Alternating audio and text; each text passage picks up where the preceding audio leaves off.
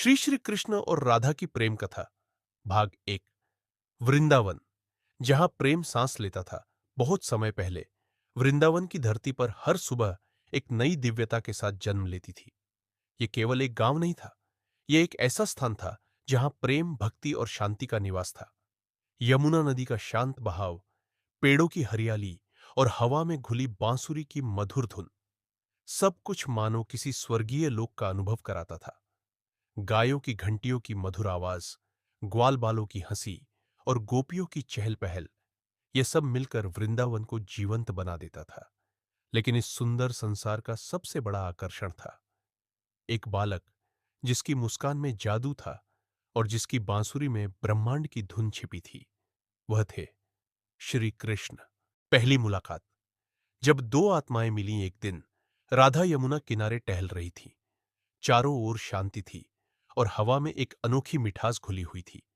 तभी अचानक एक बांसुरी की धुन उनके कानों में पड़ी।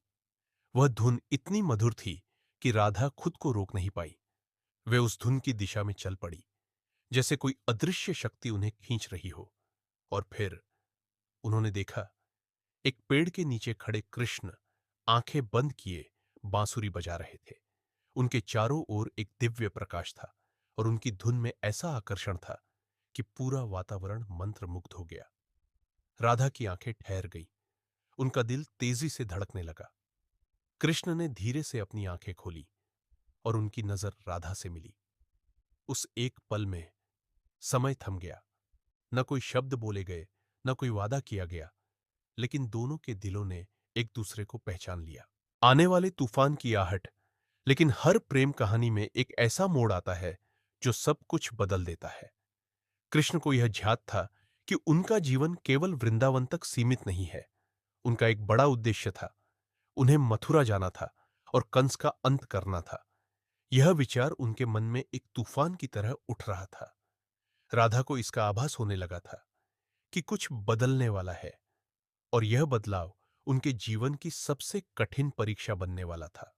वृंदावन से विदाई सबसे कठिन पल वह दिन आ ही गया जब श्री कृष्ण को वृंदावन छोड़कर मथुरा जाना था।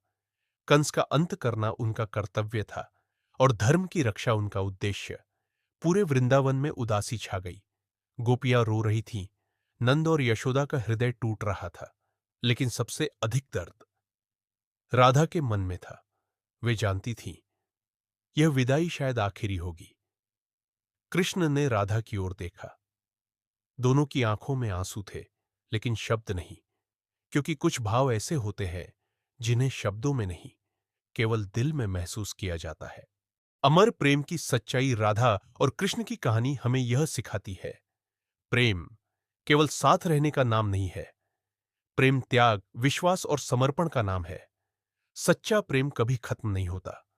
उनका प्रेम अधूरा नहीं था, बल्कि इतना पूर्ण था कि वह दुनिया की सीमाओं से परे चला गया। आज भी जब कोई सच्चे दिल से प्रेम करता है, तो उसमें राधा कृष्ण की झलक दिखाई देती है। राधा और कृष्ण कभी एक साथ नहीं रहे, लेकिन फिर भी उनका प्रेम दुनिया की सबसे महान प्रेम कहानियों में गिना जाता है।